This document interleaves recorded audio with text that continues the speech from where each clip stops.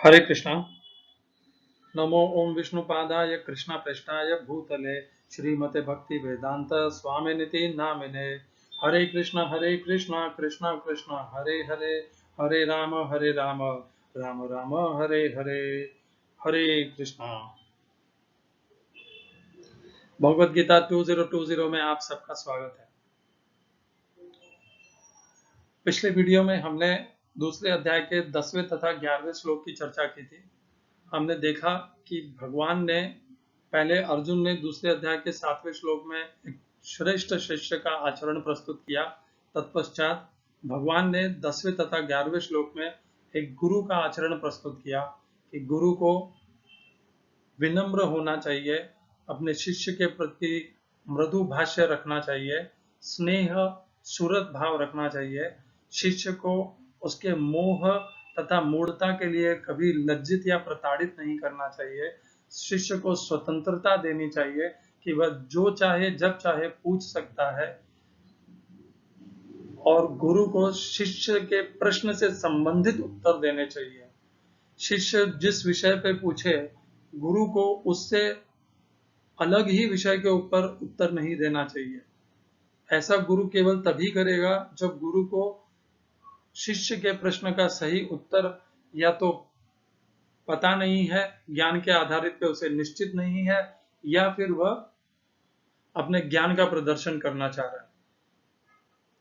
ज्ञान का प्रदर्शन मत करिए, अपने प्रभाव को मत जमाने की प्रयत्न करिए। समस्त गुरुओं से विनम्र पूर्वक निवेदन है, शिष्य के प्रश्न से संबंधित चर्चा को कहिए, और वह कहिए जो आपका अनुभव है।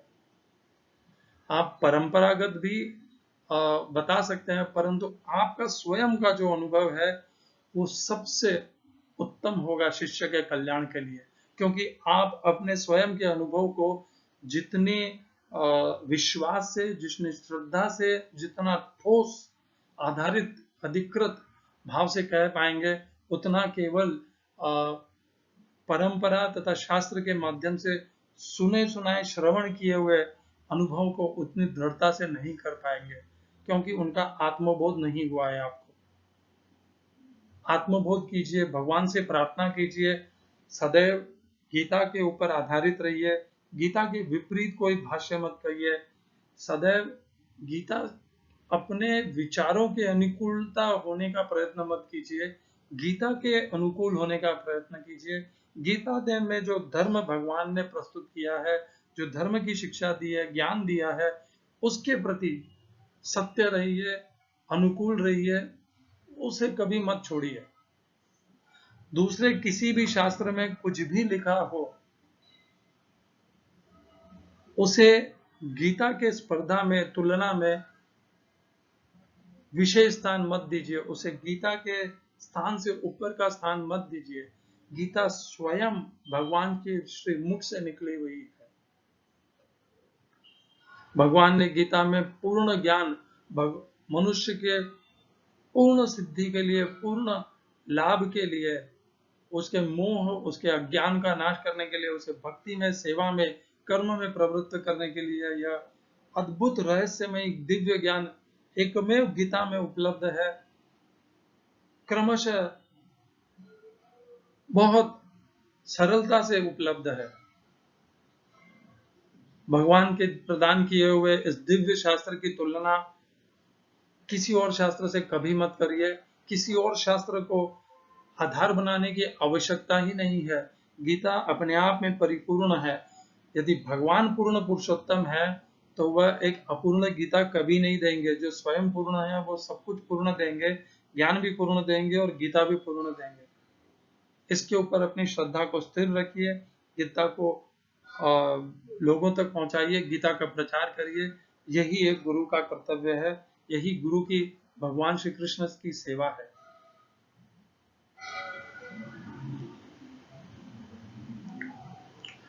अब हम आगे बढ़ते हैं। भगवान ने दूसरे अध्याय के 11वें श्लोक में अर्जुन को बताया था। उन्होंने सांख्य योग का ज्ञान देना अर्जुन को प्रारंभ किया है, और भगवान ने उसे 11वें अध्याय में 11वें श्लोक में कहा कि जिनके प्राण चले गए हैं और जिनके प्राण नहीं गए हैं उन दोनों के प्रति पंडित शोक नहीं करता। और पंडित कौन है उसका उल्लेख भगवान ने 5वें अध्याय के 18वें श्लोक में किया है, जहां पे भगवान कहते हैं विद्या विनय संपन्ने ब्राह्मणे गवि हस्तिनी शुनि चैव स्वपाके च पंडिता समदर्शिनः। अर्थात विद्या और विनय से संपन्न पंडित ब्राह्मण, गाय, हाथी, कुत्ता, चांडाल इन सब में समभाव रखता है, समदृष्टि रखता है, किसी से वैर नहीं रखता, किसी से द्वेष नहीं रखता, किसी से विशेष किसी का अनादर नहीं करता, सबके प्रति सम्मान रखता है। यह होता है एक पंडित का समदृष्टि रहना। अर्जुन भी इसी समदृष्टि को प्राप्त थे। वह कौरवों में तथा पांडवों में इतने अपनी स्वजनता, अपने संबंध को नहीं भूले। अधर्म, अन्याय और क्रूरता को अनुभव कौरवों से प्राप्त करने के पश्चात भी उन्होंने अर्जुन को कौरवों का संबंध को त्यागा नहीं था। अभी भी उन्होंने उन्हें अपने संबंधी स्वीकार किया। अब भगवान उसी अर्जुन का जो यह संबंध ही जो उनका मोह बन गया था, यह संबंध ही जो अर्जुन को उनके पथ से, उनके कर्म से, उनके स्वधर्म से हटा रहा था, अब उसी के ऊपर भगवान उन्हें सांख्य ज्ञान कह रहे हैं। सांख्य ज्ञान क्या है? जीव अर्थात आत्मा और शरीर अर्थात देह अर्थात जड़ पदार्थ, इन दोनों के मध्य में जो भेद है, इन दोनों के मध्य में जो अंतर है तथा इन दोनों के परस्पर जो संबंध है, इनका जो ज्ञान है वह सांख्य कहलाता है। भगवान दूसरे अध्याय के 11वें श्लोक से सर्वप्रथम अर्जुन को सांख्य योग अर्थात सांख्य ज्ञान प्रदान करते हैं। हमने 11वां श्लोक की चर्चा कर ली है। अब हम 12वें श्लोक पे आते हैं। नत्वे वाहम जातु नासम नत्वम नेमे जनाधिपाः न चैव न भविष्यामः सर्वे वयमतः परम। हिंदी का अनुवाद गीता यथारूप श्रील प्रभुपाद। ऐसा कभी नहीं हुआ कि मैं न रहा हूं या तुम न रहे हो अथवा ये समस्त राजा न रहे हो, और ऐसा न है और न ऐसा है कि भविष्य में हम लोग नहीं रहेंगे। English translation, Gita as it is, Srila Prabhupada. Never was there a time when I did not exist, nor you, nor all these kings, nor in the future shall any of us cease to be. दूसरे अध्याय का 12वां श्लोक। इस श्लोक का तात्पर्य प्रभुपाद ने बहुत विस्तृत लिखा है। इसका तथा इसके अगले का, उसका एक विशेष कारण भी है।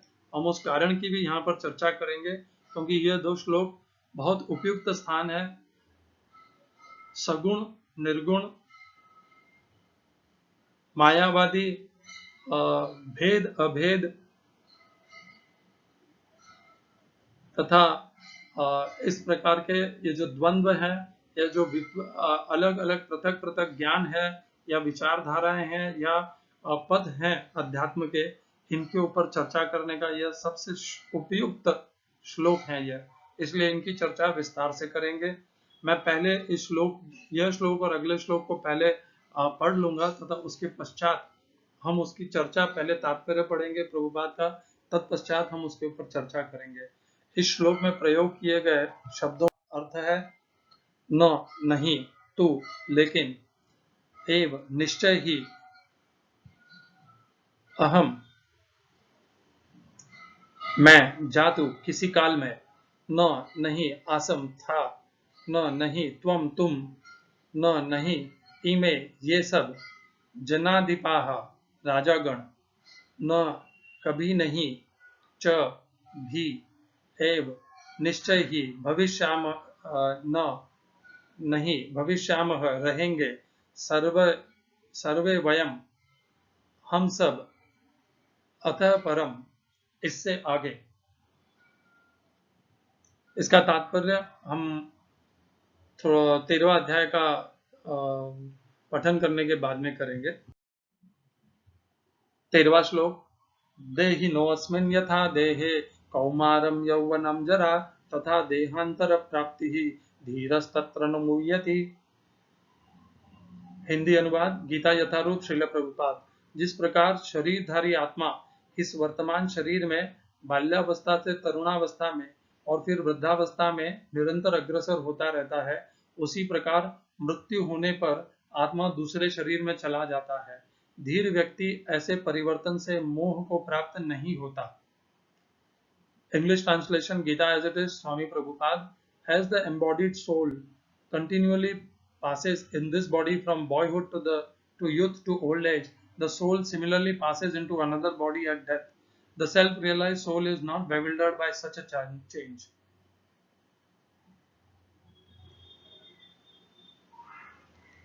इस 13वें श्लोक में प्रयोग किए गए संस्कृत शब्दों के अर्थ है देहिनः शरीरधारी की, अस्मिन इसमें, यथा जिस प्रकार, देहे शरीर में, कौमारम बाल्यावस्था, यौवनम यौवन तारुण्य, जरा वृद्धावस्था, तथा उसी प्रकार देहांतर शरीर के स्थानांतरण की प्राप्त उपलब्धि, धीर धीर व्यक्ति तत्र उस विषय में, न कभी नहीं, मुह्यति मोह को प्राप्त होता। हम 12वें तथा 13वें श्लोक का तात्पर्य अभी श्रील प्रभुपाद द्वारा जो प्रदान किया गया है उसके पढ़ेंगे। 12वां अनुवाद। ऐसा कभी नहीं हुआ कि मैं न रहा हूं या तुम न रहे हो अथवा ये समस्त राजा न रहे हो, और न ऐसा है कि भविष्य में हम लोग नहीं रहेंगे। तात्पर्य। वेदों में कठोपनिषद में तथा श्वेताश्वर उपनिषद में भी कहा गया है कि जो श्री भगवान असंख्य जीवों के कर्म तथा कर्मफल के अनुसार उनकी अपनी अपनी परिस्थितियों में पालक हैं, वही भगवान अंश रूप में हर जीव के हृदय में वास कर रहे हैं। केवल साधु पुरुष जो एक ही ईश्वर को भीतर बाहर देख सकते हैं, पूर्ण एवं शाश्वत शांति प्राप्त कर पाते हैं। कठोपनिषद का श्लोक का उल्लेख किया गया है। तत्पश्चात जो वैदिक ज्ञान अर्जुन को प्रदान किया गया, वही विश्व के उन समस्त पुरुषों को प्रदान किया जाता है जो विद्वान होने का दावा तो करते हैं, किंतु जिनकी ज्ञान राशि न्यून है। भगवान यह स्पष्ट कहते हैं कि वे स्वयं अर्जुन तथा युद्ध भूमि में एकत्र सारे राजा शाश्वत प्राणी हैं, और इन जीवों की बद्ध तथा मुक्त अवस्थाओं में भगवान ही एकमात्र उनके पालक हैं। भगवान परम पुरुष हैं तथा भगवान का चिरसंगी अर्जुन एवं वहां पर एकत्रित सारे राजागण शाश्वत पुरुष हैं। ऐसा नहीं है कि वे भूतकाल में प्राणियों के रूप में अलग अलग उपस्थित नहीं थे, और ऐसा भी नहीं है कि वे शाश्वत पुरुष बने नहीं रहेंगे। उनका अस्तित्व भूतकाल में था और भविष्य में भी निर्बाध रूप से बना रहेगा। अतः किसी के लिए शोक करने की कोई बात नहीं है। यह मायावादी सिद्धांत की मुक्ति के बाद आत्मा माया के आवरण से पृथक होकर निराकार ब्रह्म में लीन हो जाएगा, अपना अस्तित्व खो देगा। यहाँ पर परम अधिकारी भगवान कृष्ण द्वारा पुष्ट नहीं हो पाता। न ही इस सिद्धांत का समर्थन हो पाता है कि बद्ध अवस्था में ही हम अस्तित्व का चिंतन करते हैं। यहाँ पर कृष्ण स्पष्ट कहते हैं कि भगवान तथा अन्यों का अस्तित्व भविष्य में भी अक्षुण्ण रहेगा, जिसकी पुष्टि उपनिषदों द्वारा भी होती है। कृष्ण का यह कथन प्रामाणिक है, क्योंकि कृष्ण मायावश्य नहीं है। यदि अस्तित्व तथ्य न होता तो फिर कृष्ण इतना बल क्यों देते, और वह भी भविष्य के लिए। मायावादी यह तर्क कर सकते हैं कि कृष्ण द्वारा कथित अस्तित्व आध्यात्मिक न होकर भौतिक है। यदि हम इस तर्क को कि अस्तित्व भौतिक होता है स्वीकार भी कर लें, तो फिर कोई कृष्ण के अस्तित्व को किस प्रकार पहचानेगा। कृष्ण भूतकाल में भी अपने अस्तित्व की पुष्टि करते हैं और भविष्य में भी अपने अस्तित्व की पुष्टि करते हैं। उन्होंने अपने अस्तित्व की पुष्टि कई प्रकार से की है और निराकार ब्रह्म उनके अधीन घोषित किया जा चुका है। कृष्ण सदा सर्वदा अपना अस्तित्व बनाए रहे हैं। यदि उन्हें सामान्य चेतना वाले सामान्य व्यक्ति के रूप में माना जाता है, तो प्रामाणिक शास्त्र के रूप में उनकी भगवद गीता की कोई महत्ता नहीं होगी। एक सामान्य व्यक्ति मनुष्यों के 4 अवगुणों के कारण श्रवण करने योग्य शिक्षा देने में असमर्थ रहता है। गीता ऐसे साहित्य से ऊपर है। कोई भी सांसारिक ग्रंथ गीता की तुलना नहीं कर सकता। श्री कृष्ण को सामान्य व्यक्ति मान लेने पर गीता की सारी महत्ता जाती रहती है। मायावादियों का तर्क है कि इस श्लोक में वर्णित द्वैत लौकिक है और शरीर के लिए प्रयुक्त हुआ है, किंतु इसके पहले वाले श्लोक में ऐसी देहात्म बुद्धि की निंदा की गई है। एक बार जीवों की देहात्म बुद्धि की निंदा करने के बाद यह कैसे संभव है कि कृष्ण पुनः शरीर पर उसी वक्तव्य को दोहराते। अतः यह अस्तित्व आध्यात्मिक आधार पर स्थापित है और इसकी पुष्टि रामानुजाचार्य तथा अन्य आचार्यों ने भी की है। गीता में कई स्थलों पर इसका उल्लेख है कि यह आध्यात्मिक अस्तित्व केवल भगवत भक्तों द्वारा ज्ञेय है। जो लोग भगवान कृष्ण का विरोध करते हैं उनकी इस महान साहित्य तक पहुंच नहीं हो पाती। भक्तों द्वारा गीता के उपदेशों को समझने का प्रयास मधुमक्खी द्वारा मधुपात्र चाटने के सदृश है। पात्र को खोले बिना मधु को नहीं चखा जा सकता। इसी प्रकार भगवत गीता के रहस्यवाद को केवल भक्त ही समझ सकते हैं, अन्य कोई नहीं। ऐसा कि इसके चतुर्थ अध्यार्थ में कहा गया है, न ही गीता का स्पर्श ऐसे लोग कर पाते हैं जो भगवान के अस्तित्व का विरोध करते हैं। अतः मायावादियों द्वारा गीता की व्याख्या मानो समग्र सत्य का सरासर भ्रामक निरूपण है। भगवान चैतन्य ने मायावादियों द्वारा की गई गीता की व्याख्याओं को पढ़ने का निषेध किया है और चेतावनी दी है कि जो कोई ऐसे मायावादी दर्शन को ग्रहण करता है वह गीता के वास्तविक रहस्य को समझ पाने में असमर्थ रहता है। यदि अस्तित्व का अभिप्राय अनुभव गम्य ब्रह्मांड से है तो भगवान द्वारा उपदेश देने की कोई आवश्यकता नहीं थी। आत्मा तथा परमात्मा का द्वैत शाश्वत तथ्य है और इसकी पुष्टि वेदों द्वारा होती है, जैसा कि ऊपर कहा जा चुका है। द्वैत तथा अद्वैत, निराकार, निर्गुण तथा सगुण, यह द्वंद्व हिंदू अध्यात्म में चिरकाल से रहा है। द्वैत क्या है? जो भक्ति मार्ग के अनुयायी हैं, जो भगवान को सगुण रूप में मानते हैं, वह मानते हैं कि भगवान और जीवात्मा एक भी हैं परंतु समान भी नहीं है। समान नहीं होने के कारण जीवात्मा कभी भगवान में प्रविष्ट नहीं होती और जीवात्मा की देह छोड़ने के पश्चात भी एक पृथक स्थिति बनी रहती है। वह भगवान में समावेश होकर के भगवान में अंतर्धान नहीं होता। यह है द्वैतवाद, जो सगुण रूपी सगुण भक्ति को सगुण भक्त मानते हैं। तथा अद्वैतवाद क्या है? अद्वैतवाद है निराकार जो ब्रह्म में मानते हैं, जो भगवान को निर्गुण ब्रह्म मानते हैं। वह यह मानते हैं कि देह त्यागने के पश्चात जीवात्मा भगवान के परमात्मा तत्व ब्रह्म निराकार रूप में विलीन हो जाती है, समावेश हो जाती है, उससे एक हो जाती है। एक होने के पश्चात जीवात्मा का पृथक स्वतंत्र अस्तित्व नहीं रहता। यह है अद्वैतवाद। इसी को निराकार ब्रह्म, निर्गुण, निर्विशेष यह भी कहा जाता है। यह अध्यात्म का दूसरा पथ है। दो पथ हैं अध्यात्म के, जिनकी हम इस श्लोक के ऊपर चर्चा और बहुत बार विद्वान आचार्य सब इसके ऊपर चर्चा करते हैं। हम भी इसकी यहीं पर चर्चा करेंगे क्योंकि यहीं पर यह उपयुक्त है और इसको जानना बहुत आवश्यक है यदि हमें अध्यात्म में भक्ति में प्रगति करनी है तो। वह चर्चा करने के पहले हम दूसरे अध्याय के 13वें श्लोक का तात्पर्य श्रील प्रभुपाद द्वारा पढ़ लेते हैं। पहले 13वें श्लोक का अनुवाद। जिस प्रकार शरीरधारी आत्मा इस वर्तमान शरीर में बाल्यावस्था से तरुणावस्था में और फिर वृद्धावस्था में निरंतर अग्रसर होता रहता है, उसी प्रकार मृत्यु होने पर आत्मा दूसरे शरीर में चला जाता है। धीर व्यक्ति ऐसे परिवर्तन से मोह को प्राप्त नहीं होता। श्रील प्रभुपाद का तात्पर्य, प्रत्येक जीव एक व्यष्टि आत्मा है। वह प्रतिक्षण अपना शरीर बदलता रहता है और कभी बालक के रूप में, कभी युवा तथा कभी वृद्ध पुरुष के रूप में, तो भी आत्मा वही रहता है, उसमें कोई परिवर्तन नहीं होता। वह व्यष्टि आत्मा मृत्यु होने पर अंततो गोत्वा एक शरीर बदलकर दूसरे शरीर में देहांतरण कर जाता है और चूंकि अगले जन्म में इसको शरीर मिलना अवश्यंभावी है, चाहे वह शरीर आध्यात्मिक हो या भौतिक। अतः अर्जुन के लिए न तो भीष्म न ही द्रोण के लिए शोक करने का कोई कारण था, अपितु उसे प्रसन्न होना चाहिए था कि वे अपने पुराने शरीरों को बदलकर नए शरीर ग्रहण करेंगे और इस तरह वे नई शक्ति प्राप्त करेंगे।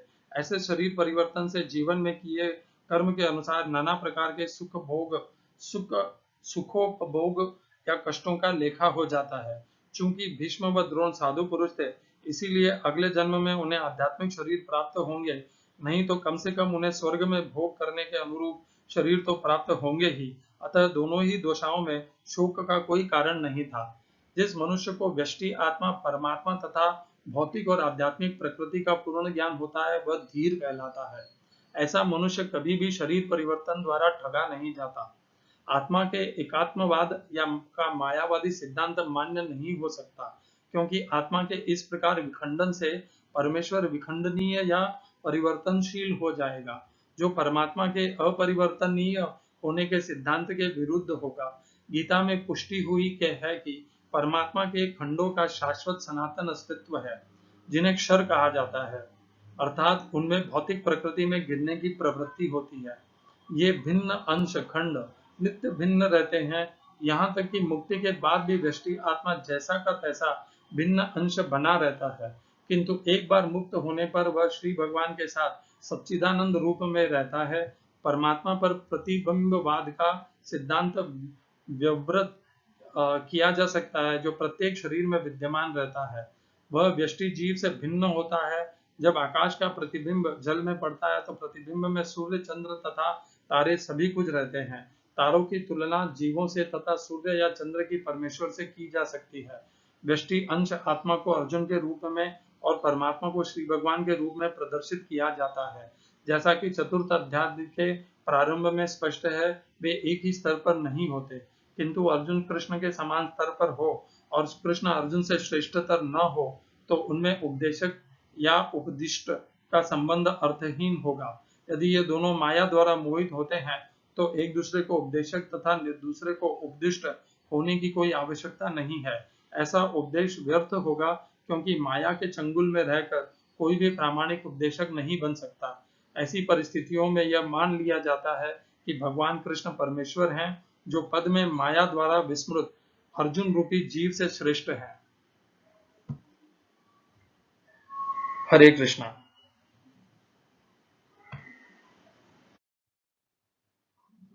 हरे कृष्णा।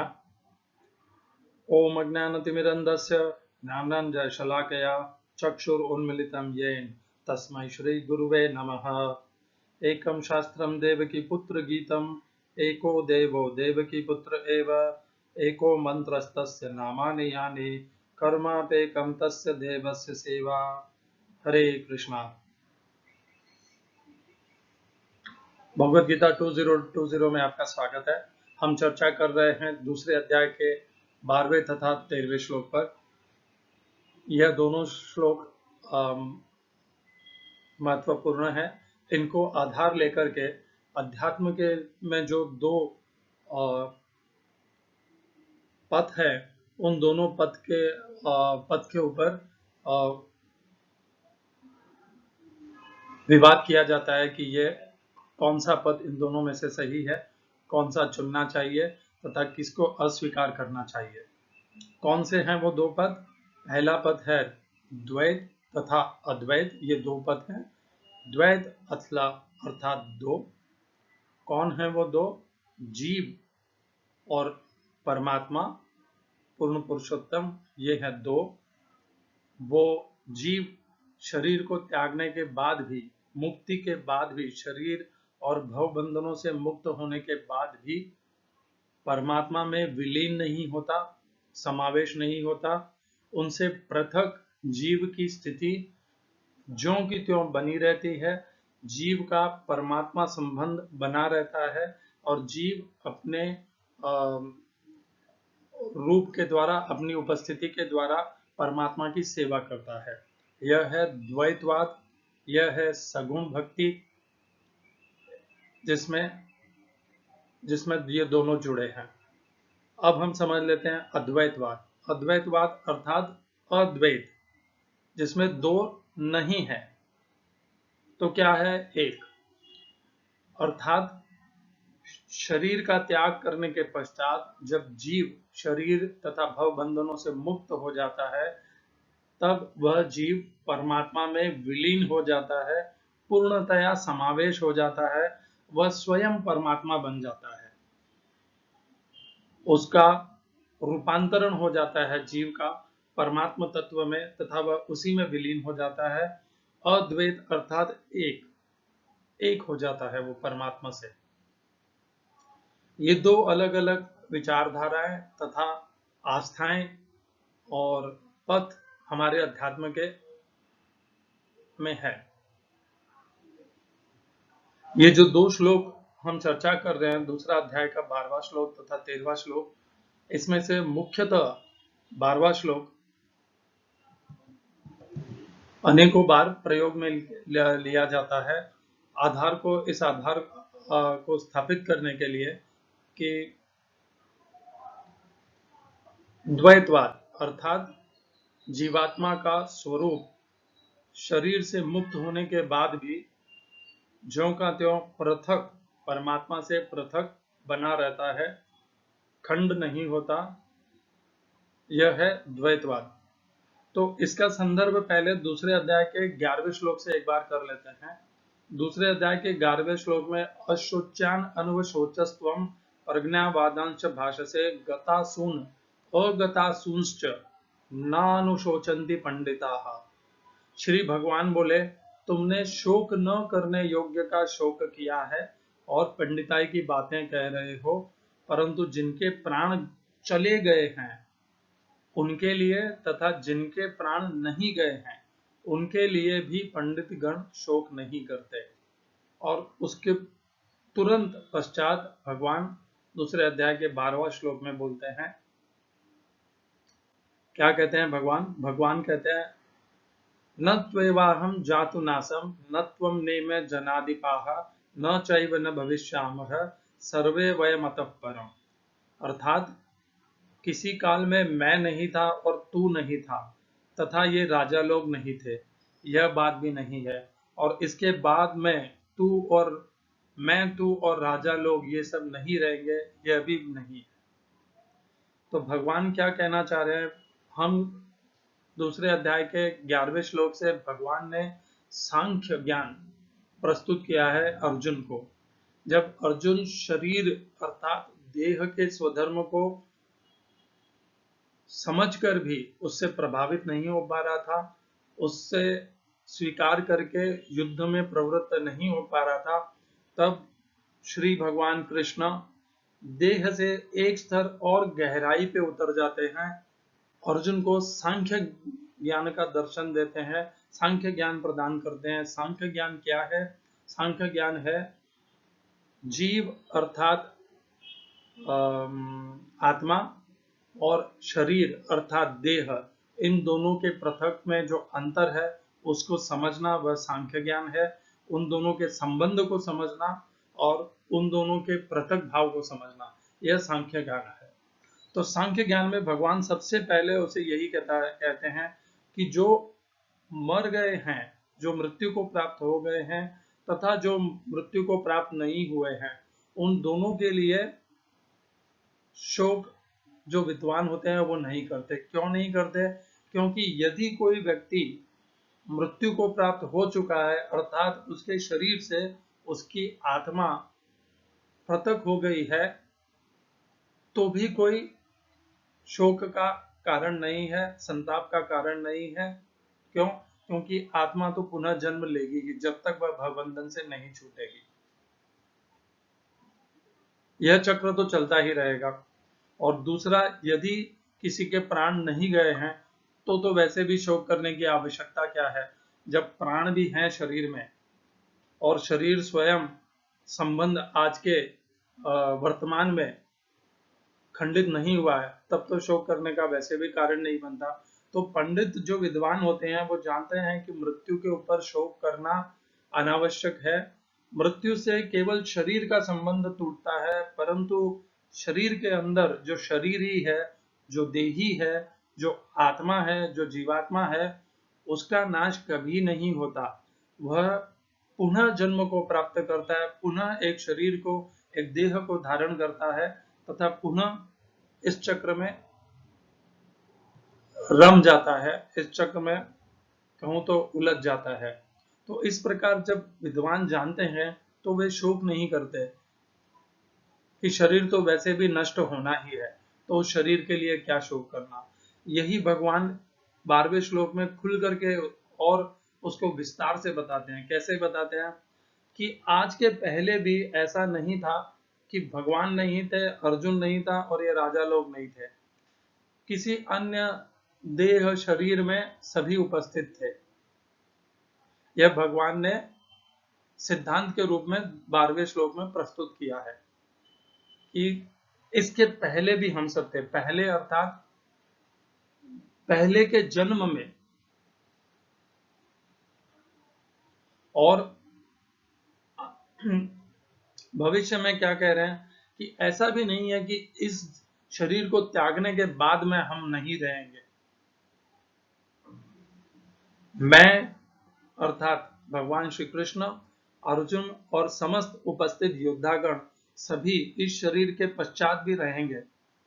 यही भाव भगवान 11वें श्लोक में बताते हैं कि शरीर तो विनाशकारी है, परंतु जो आत्मा है वह उसका नाश नहीं हो सकता तथा वह पुनः जन्म को प्राप्त होता है जब तक वह जन्म मृत्यु के चक्र से मुक्त नहीं हो जाता, अपने आप को जन्म मृत्यु के चक्कर से निकाल नहीं लेता, उबार नहीं लेता, अपने आप को उन्नत नहीं कर लेता। तब तक आत्मा बारंबार जन्म लेता है, अनेकों अलग अलग शरीर, पृथक पृथक शरीर को प्राप्त करता है और मृत्यु को प्राप्त होता है। तब जब हम ये जानते हैं कि बारंबार मृत्यु होगी, जन्म होगा, तो फिर शोक क्या करना है, ये तो चक्र है, ऐसे ही चलेगा। केवल शरीर के संबंध का नाश हो सकता है, आत्मा का नाश नहीं हो सकता। यह ज्ञान भगवान ने यहाँ शुरू होते ही पहले 2 श्लोक में ही अर्जुन को प्रस्तुत कर दिया। और यह जो शरीर का नाश के तरफ जाना है, इसकी पूरी विधि अब भगवान बताते हैं 13वें श्लोक में। पूरी विधि का विस्तार से बताते हैं। कैसे कहते हैं, देहिनो अस्मिन् यथा देहे कौमारम यौवनम जरा तथा देहांतर प्राप्ति ही धीरस तत्र न मुह्यति। अनुवाद है, देहधारी के इस मनुष्य शरीर में जैसे बालकपन, जवानी और वृद्धावस्था होती है, ऐसे ही देहांतर की प्राप्ति होती है। उस विषय में धीर मनुष्य मोहित नहीं होता। तो भगवान एकदम क्रमशः पूरा विधि पूर्वक बताते हैं कि हमारे देखते देखते हम बाल्यावस्था से जवानी को प्राप्त होते हैं, जवानी से वृद्धावस्था को प्राप्त होते हैं तथा फिर मृत्यु को प्राप्त होते हैं और मृत्यु के पश्चात पुनः एक दूसरे शरीर को धारण करते हैं। जब इसको हम सब अपने जीवन में तथा हमारे परिवार के स्वजनों के जीवन में तथा संपूर्ण समाज, मनुष्य समाज के जीवन में रोज प्रतिदिन सभी जीवन में देख रहे हैं और मनुष्य के अलावा प्राणी समुदाय में भी देख रहे हैं, तो उसमें फिर शोक करने की आवश्यकता ही क्या है। जो धीर होता है, जो समझदार होता है, वह इससे मोह को प्राप्त नहीं होता। अर्जुन को क्यों कह रहे हैं, क्योंकि अर्जुन इस बात की चिंता कर रहा है कि उसके स्वजनों की हत्या करके वह युद्ध तो जीत लेगा और धन धान्य राज सुख को भोग लेगा, परंतु उसके स्वजनों की हत्या करके उनके रक्त से सने हुए सुख धान्य, धन धान्य को प्राप्त करना वह नहीं चाह रहा था। उससे उसे शोक संताप अर्जुन को हो रहा था। इसलिए भगवान कहते हैं, क्यों शोक कर रहा है? तो जिनके लिए शोक कर रहा है वो तो पुनः इस शरीर को त्याग करके, यहाँ तक वो पहले इस शरीर को, उनकी वृद्धावस्था अब आ चुकी है। जैसे भीष्म पितामह अतिशय वृद्ध हो चुके थे, आचार्य द्रोण वृद्ध हो चुके थे, उनके इसी प्रकार अनेकों योद्धा भी वृद्ध हो चुके थे। तो सबों ने बाल अवस्था से यौवन, यौवन से वृद्धावस्था को प्राप्त कर ली थी और परिवर्तन शरीर का उन्होंने देखा है, अनुभव किया है, उसको वो जिए हैं। और अब उन सबको पता है कि मृत्यु के पश्चात पुनः जन्म होगा, एक पृथक शरीर को प्राप्त होंगे और पृथक शरीर को प्राप्त होकर के पुनः वह जन्म कर्म के चक्र में उलझे रहेंगे, लगे रहेंगे। जब यह वे स्वयं जानते हैं, अर्जुन भी इसको जानना चाहिए, अर्जुन को भी, और इस समझदारी से अर्जुन को मोह को प्राप्त नहीं होना चाहिए। हमें भी इसको बात को यहीं पे यही समझना है। हमने स्वयं अनुभव किया है कि हम बाल्यपन से छोटे से स्कूल पढ़ते थे, फिर कॉलेज में गए, फिर अपने जॉब या अपने नौकरी या अपने व्यवसाय में लगे और अब धीरे धीरे वृद्धावस्था के तरफ अग्रसर हो रहे हैं। ये शरीर का परिवर्तन है, हमने खुद देखा है ये हो रहा है। शरीर में कमजोरियां आ रही है, कहीं हाथ पांव नहीं हिल रहे हैं, दर्द हो रहा है, बाल झड़ रहे हैं, दांत झड़ रहे हैं, आंखें कमजोर हो रही है। ये वृद्धावस्था की निशानी है, मेरे अंदर भी आ गई है, सबके अंदर आती है। कोई भी इससे छूटा नहीं है। इस संसार में एक भी मनुष्य ऐसा नहीं है जो इस चक्र से, देह के इस चक्र से, देह की इस निरंतर बढ़ती हुई आयु से छूटा हो। तो जब यही इसका सत्य है तो इस सत्य को स्वीकार करके मोह करने की आवश्यकता नहीं है। इसका अध्यात्म से क्या संबंध है, श्रील प्रभुपाद ने अच्छे से विस्तार में बताया है। श्रील प्रभुपाद कहते हैं कि इस श्लोक से, इन दोनों श्लोक से यह सिद्ध होता है कि आत्मा शरीर के पश्चात भी सदैव नित्य रहता है। भगवान स्वयं कहते हैं ऐसा कभी नहीं हुआ कि हम भविष्य में भी नहीं रहेंगे। तो यह जो शब्द हैं, न चैव न भविष्यामः सर्वे वयमतः परम, अर्थात भविष्य में भी हम सब नहीं रहेंगे, ऐसा कभी नहीं होगा। अर्थात हम इस शरीर को त्याग करने के बाद भी हम नहीं रहेंगे। हम अद्वैतवाद में सही है ऐसा नहीं है।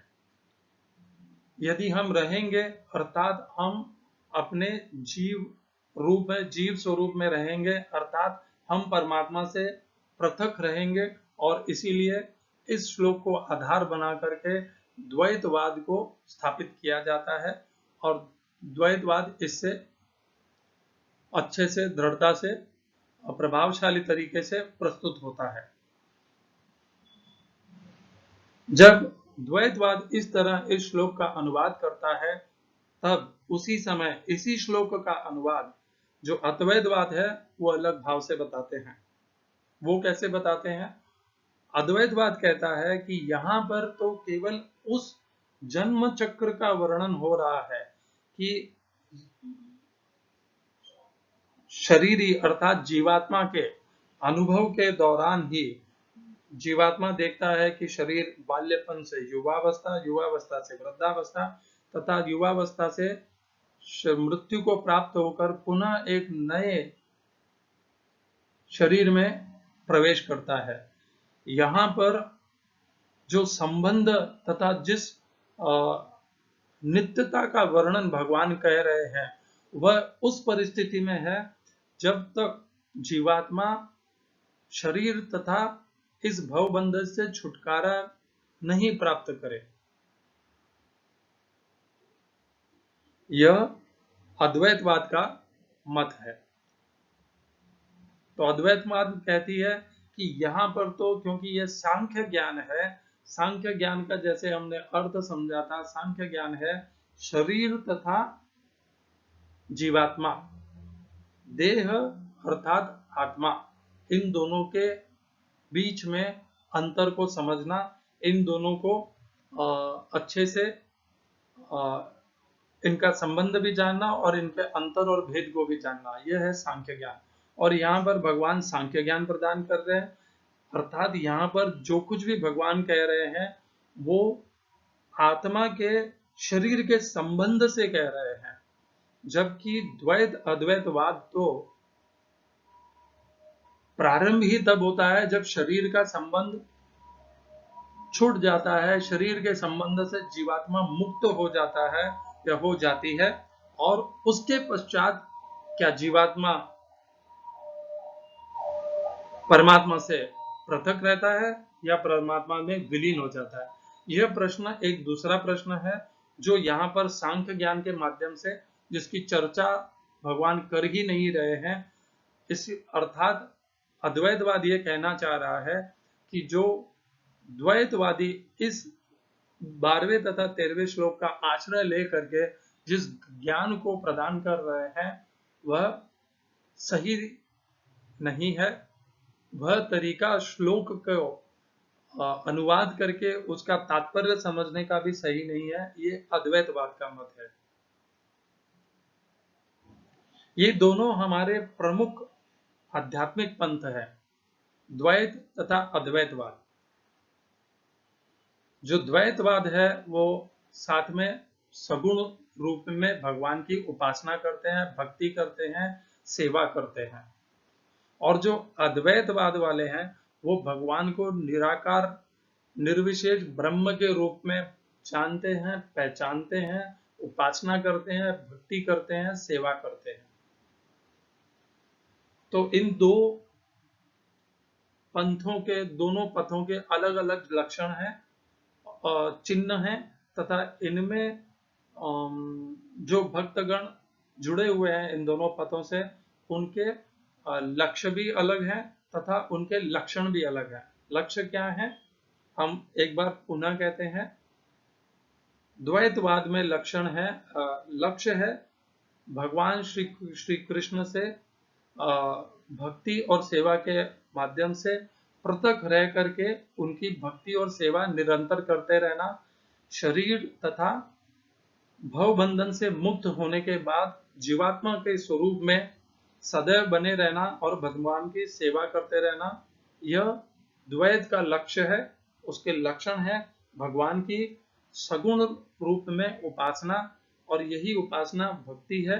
यही उपासना भगवान को विग्रह रूप में, अर्चा को विग्रह रूप में उनकी पूजा भक्ति करना, तथा भगवान को सगुण रूप में जानना कि भगवान रूपवान है, भगवान को एक रूप है, भगवान निराकार बिना रूप के नहीं है। यह हो गया अद्वैतवाद, उसके लक्ष्य तथा उसके लक्षण और चिन्ह। अब हम अद्वैतवाद को एक बार उसके लक्ष्य को समझ लेते हैं। अद्वैतवाद क्या कहता है? अद्वैतवाद का लक्ष्य है निराकार सर्वत्र फैला हुआ निराकार अव्यय ब्रह्म। यह उसका लक्ष्य है। वह अपने आप को उस लक्ष्य के प्रति इस पथ को बढ़ाता है। इस पथ का पथिक के चिन्ह क्या है? वो भगवान को अर्चा विग्रह में जानता तो है, परंतु मानता नहीं है कि ये जो निराकार अव्यय सर्वत्र फैला हुआ विशाल ब्रह्म है वो एक छोटे से विग्रह में समाहित हो सकता है। वह यह मानते हैं कि जीवात्मा जब इस शरीर तथा भवबंधन को त्याग देगी तो ये उनके लक्षण है। तो जीवात्मा भगवान में पूर्णतया विलीन होकर के भगवान में समावेश हो जाएगी तथा वो परिवर्तित हो जाएगी। अर्थात उसमें यह एक भाव है कि जीवात्मा अपना उद्धार करके अपने आप को परमात्मा तत्व में परिवर्तित कर सकती है, जबकि द्वैतवाद में ऐसा भाव नहीं है। द्वैतवाद निरंतर ये मानता है कि मुक्त होने के बाद, भवबंधन छूटने के बाद भी जीवात्मा में वह सामर्थ्य शक्ति नहीं है कि वह परमात्मा तत्व के समान बन सके। जीवात्मा परमात्मा से स्तर में और बराबर नहीं है, समान नहीं है, न कभी परिवर्तित होकर के हो सकता है। उसका निरंतर भेद एक दास के रूप में रहेगा। वह नित्य परमात्मा का, भगवान श्री कृष्ण का दास रहेगा, सेवा करने के लिए रहेगा। तो ये दोनों लक्षण है, लक्ष्य है। अब इसके ऊपर दोनों आप देख रहे होंगे कि कैसे एक ही श्लोक के दो पृथक पृथक अर्थ निकालते हैं। आचार्य, विद्वान, पंडित, ज्ञानवान होते हैं, उन्हें जो विचार धारणाएं स्वयं स्वीकार होती है, जिसे वो प्रस्तुत करना चाहते हैं, वह उसके अनुकूल श्लोक का अर्थ निकाल भी लेते हैं, प्रस्तुत भी कर देते हैं, तथा समस्त शिष्यों के मस्तिष्क में, मन बुद्धि में उसका बीजारोपण भी कर पाते हैं। यदि यह संभव नहीं होता तो दोनों ही पथों के इतने शिष्य क्यों हैं, इतने अनुयायी क्यों हैं? दोनों ही अपने अपने पथ में स्थित शिष्यों के मन बुद्धि में उसी एक श्लोक का दो पृथक पृथक तात्पर्य, अनुवाद तो लगभग एक ही होता है, तात्पर्य उनका अलग अलग निकाला जाता है। तात्पर्य निकाल करके उन्हें अलग अलग मार्ग में सदैव लगाए रखते हैं, उन्हें एक दूसरे से पृथक बनाए रखते हैं।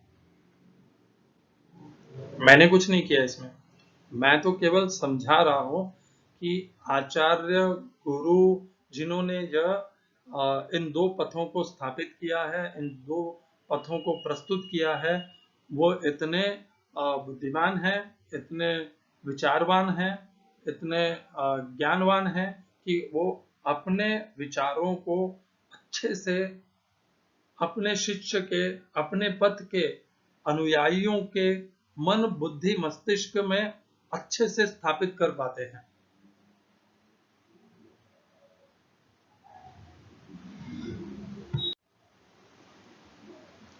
तो यह तो हमने अच्छे से जान लिया कि एक ही श्लोक के पृथक पृथक भावों से दो तरह के तात्पर्य भी प्रस्तुत किए जा सकते हैं, समझाए जा सकते हैं, उन्हें हमारे मन बुद्धि में स्थापित भी किए जा सकते हैं। हम किसको स्वीकार करें वो हमारे स्वयं की श्रद्धा के ऊपर है। हम किस प्रकार के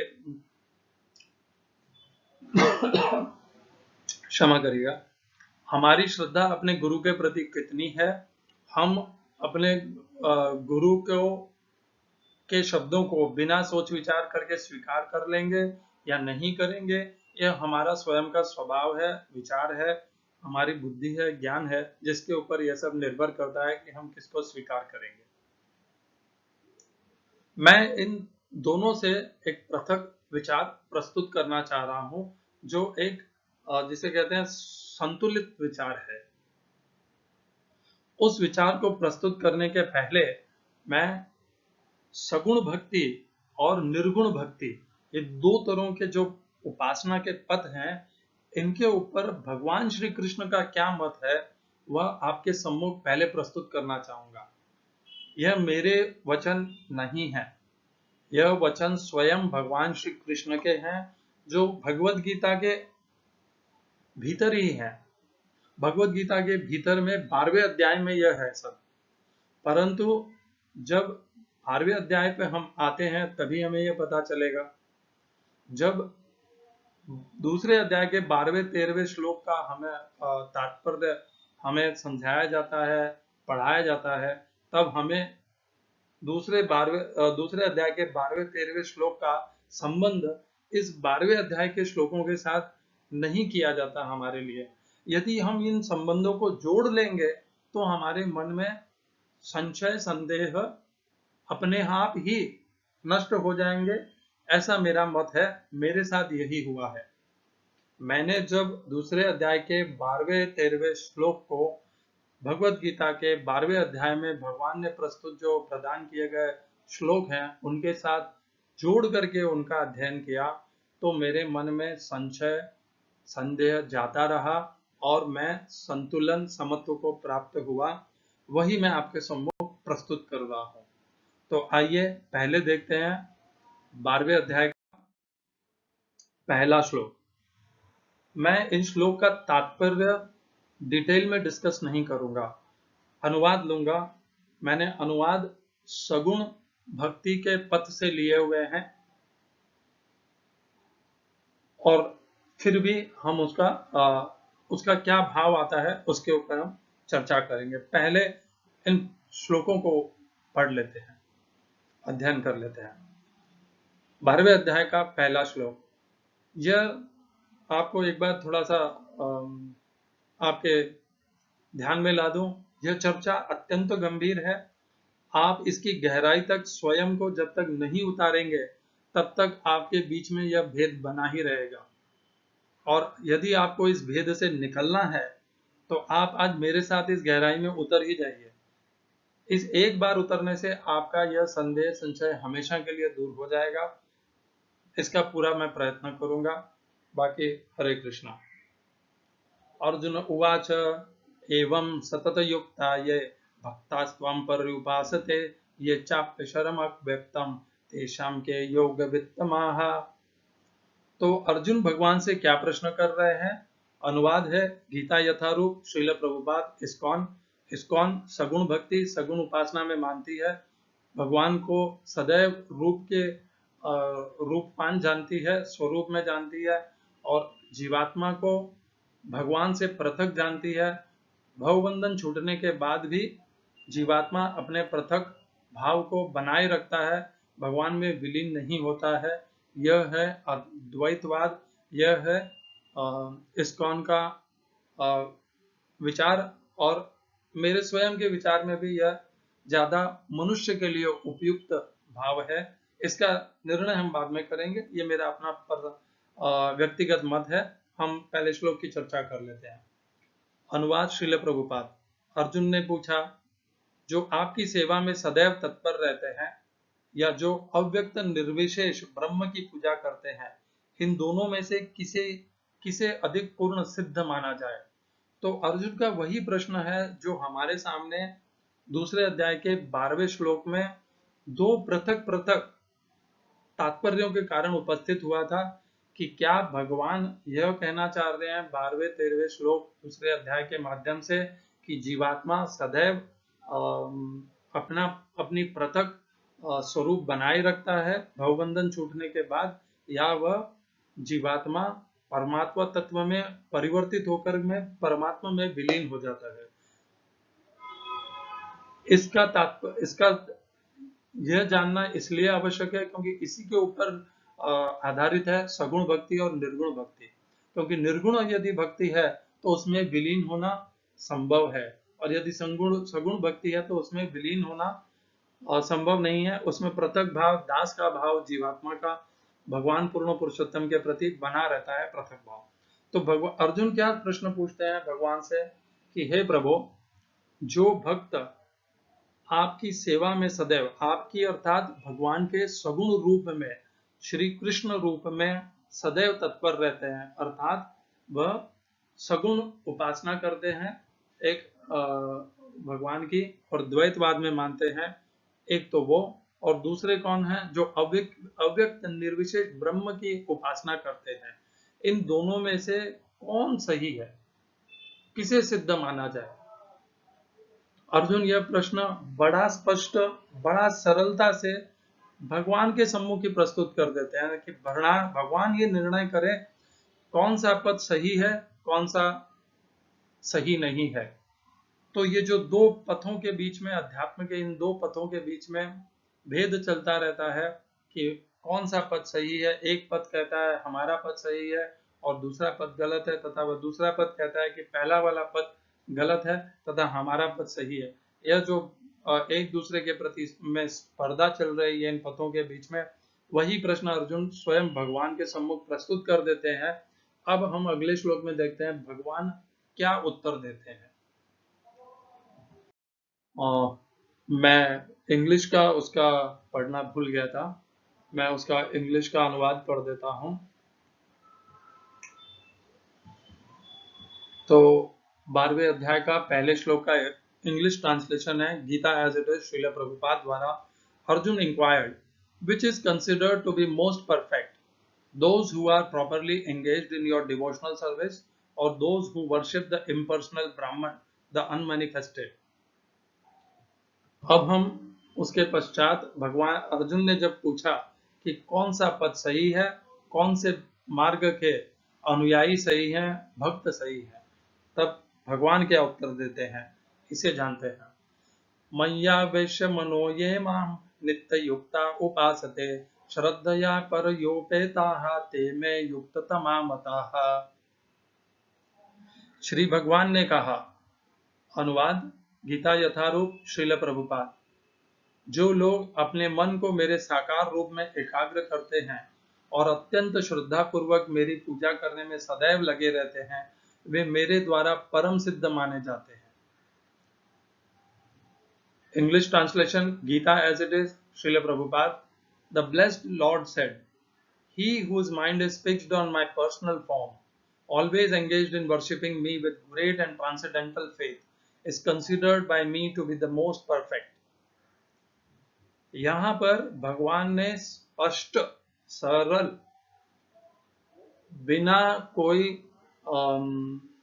विवाद के अपना मत प्रस्तुत कर दिया। क्या मत प्रस्तुत किया? कि जो भक्त मेरे साकार रूप में, मेरे सगुण रूप में अब मेरी उपासना करते हैं, भक्ति करते हैं, मुझे प्रणाम करते हैं, मेरे प्रति श्रद्धा रखते हैं और मेरी सेवा करते हैं, वह मेरे मैं उन्हें श्रेष्ठ मानता हूँ। तो भगवान ने तो यहाँ पर दोनों में से एक पद को चुन लिया है। कौन सा पद चुना है? सगुण उपासना, साकार रूप में भगवान की उपासना। तो अर्जुन को अपना उत्तर भगवान दे देते हैं। तो क्या भगवान ये कहते हैं कि जो दूसरा पथ है, जो अव्यक्त निर्गुण ब्रह्म की उपासना का पथ है, वह गलत है? उसके ऊपर भगवान विस्तार में आगे के श्लोकों में बताते हैं। इसलिए हम चलते हैं 12वें अध्याय के तीसरे तथा चौथे श्लोक में। 12वें अध्याय के दूसरे श्लोक में भगवान ने निर्विवादित एकदम स्पष्ट कह दिया है कि जो साकार उपासना है, वह भक्त उनके मत में श्रेष्ठ है। अब तीसरे चौथे श्लोक में भगवान क्या कहते हैं?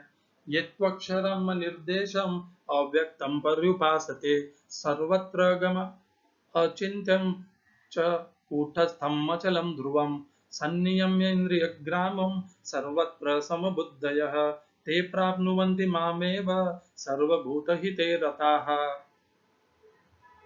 अनुवाद गीता यथारूप श्रील प्रभुपाद। लेकिन जो लोग अपनी इंद्रियों को वश में करके तथा सबों के प्रति समभाव रखकर परम सत्य की निराकार कल्पना के अंतर्गत उस अव्यक्त की पूरी तरह से पूजा करते हैं, जो इंद्रिय की अनुभूति के परे है, सर्वव्यापी है, अकल्पनीय है, अपरिवर्तनीय है, अचल तथा ध्रुव है, वे समस्त लोगों के कल्याण में संलग्न रहकर अंततः मुझे प्राप्त करते हैं। आखिरी के शब्दों पर विशेष गौर दीजिए। वे भी अंततः मुझे प्राप्त करते हैं। यह मैंने नहीं कहा, यह स्वयं भगवान ने कहा चौथे अध्याय में। ते प्राप्नुवन्ति मामेव, वे भी मुझे ही प्राप्त करते हैं। इंग्लिश का अनुवाद Gita as it is, Swami Prabhupada.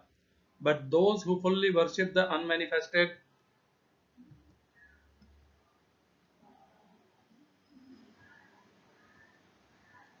that which lies beyond the perception of the senses, the all-pervading, inconceivable, fixed and immovable, the impersonal conception of the absolute truth, by controlling the various senses and being equally disposed to everyone, such persons engaged in the welfare of all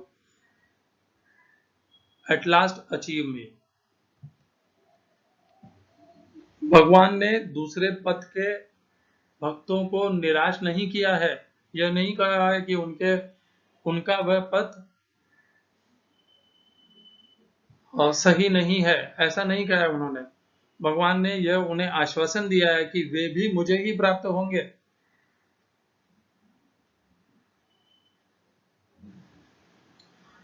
अर्थात जो निर्गुण अव्यक्त ब्रह्म की उपासना करते हैं, उनकी भक्ति करते हैं, वो पथ के पथगामी भी अंत में भगवान को ही प्राप्त होते हैं। तो भगवान ने पहले श्लोक में कहा था कि सगुण साकार रूप की उपासना, भक्ति तथा वह मार्ग श्रेष्ठ है, और अब वो कह रहे हैं कि ये जो दूसरा मार्ग है वह भी मुझे ही प्राप्त होता है। तो फिर दोनों में तो कोई अंतर ही नहीं रहा, दोनों ही सही ठहर गए। तो फिर विवाद किस बात का?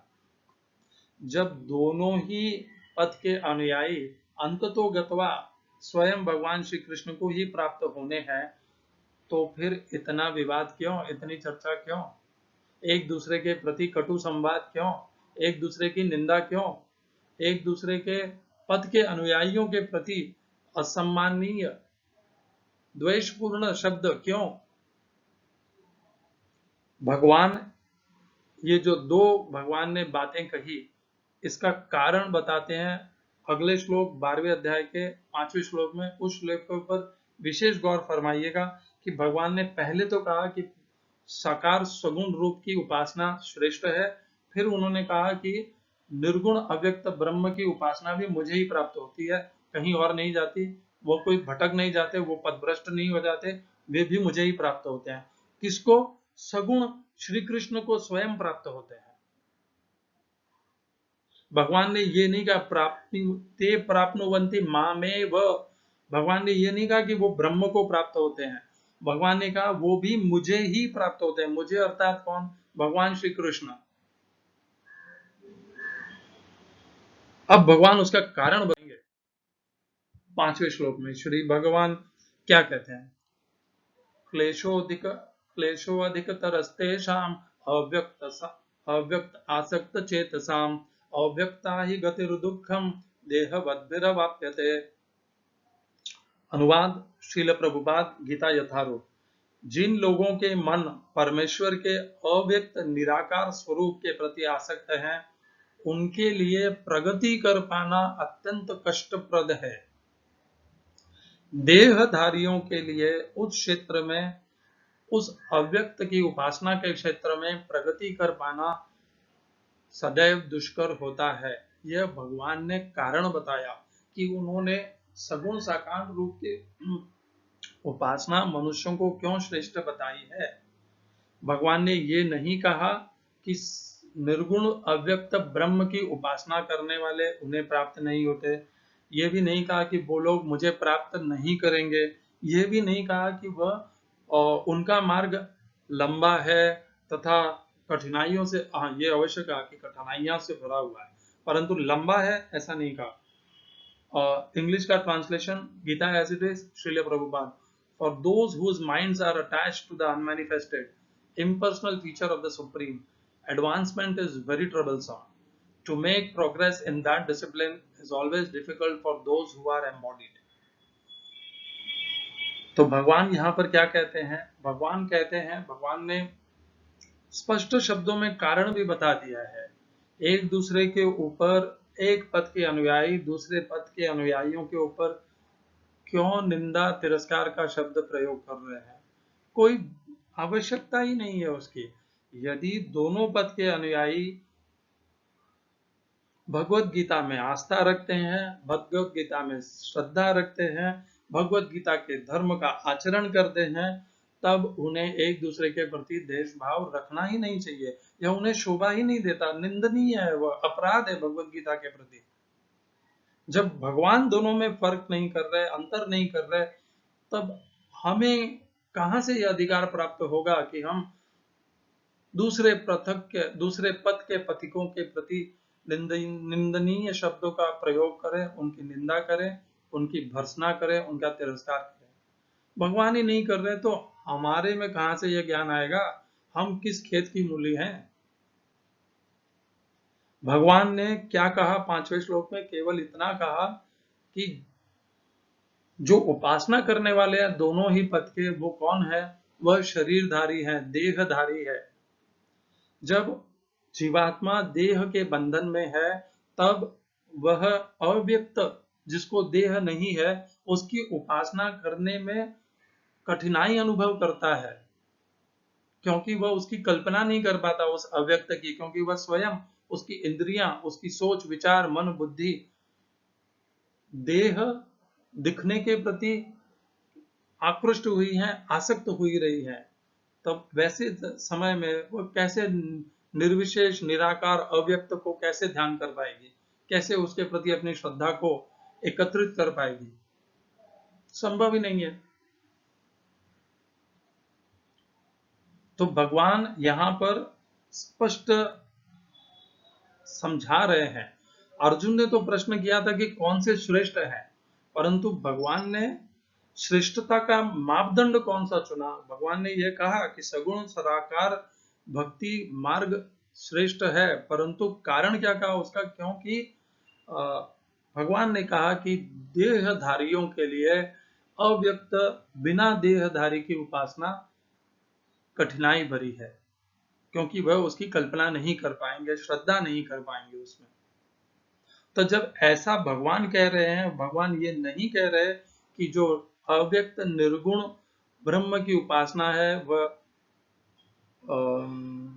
मूर्खतापूर्वक है, वह सही नहीं है, उस पद के उपासक या पदभ्रष्ट हो जाएंगे, गिर जाएंगे, मुझको प्राप्त नहीं होंगे। भगवान ऐसा कुछ भी नहीं कर रहे। तो यदि हम गीता के अनुयायी हैं, हम गीता के धर्म में अपनी श्रद्धा रखते हैं, भगवान श्री कृष्ण पर श्रद्धा रखते हैं तथा हम भगवान श्री कृष्ण के अनुयायी हैं, तो हमें भगवान श्री कृष्ण के मत से अलग मत प्रस्तुत नहीं करना चाहिए। हमें स्वयं के अनुकूल तात्पर्य को निकाल करके दूसरे पथ के ऊपर निंदनीय प्रहार नहीं करने चाहिए। यह हमें शोभा देगा, यह व्यवहार आचरण ही हमें शोभा देगा। इसके अलावा और कोई आचरण हमें शोभा नहीं देगा। और थोड़ी गहराई में चला जाता हूं। आपको याद होगा हमने एक श्लोक किया था, मुझे ढूंढने दीजिए। तो भगवान 7वें अध्याय में बताते हैं कि यह जो अध्यात्म पथ है यह मुश्किल है, हजारों में से कोई एक इसको स्वीकार करता है। मनुष्याणाम सहस्रेषु कश्चित् यतति सिद्धये यततामपि सिद्धानाम कश्चिन् माम वेत्ति तत्वतः। इस श्लोक को तो हम यहीं पर छोड़ देते हैं। हम पुनः अपनी चर्चा पर आ जाते हैं कि क्या भगवान इससे ज्यादा कुछ कहते हैं। भगवान ने यहाँ पर चर्चा की है सगुण उपासना तथा निर्गुण उपासना की। क्या भगवान ने गीता में द्वैत तथा अद्वैतवाद के ऊपर भी कोई श्लोक दिया है? जिस तरह भगवान ने स्पष्ट, सरल, सटीक निर्णय अपना सगुण तथा निर्गुण उपासना के प्रति दिया है, क्या भगवान ने अद्वैत उपासना तथा द्वैत उपासना के प्रति भी ऐसा कोई सटीक निर्णय भगवान ने दिया है? तो उसका उत्तर है नहीं। भगवत गीता में एक भी ऐसा श्लोक नहीं है जिसमें द्वैत तथा अद्वैत इस तरह दो पृथक पंथों को या पथों को भगवान ने उसके बीच में चर्चा की हो। इसके दो कारण हो सकते हैं। पहला कारण, उस युग में, उस काल में ये दो पृथक पृथक द्वैत और अद्वैतवाद का या तो भाव ही नहीं था। एक कारण ये हो सकता है।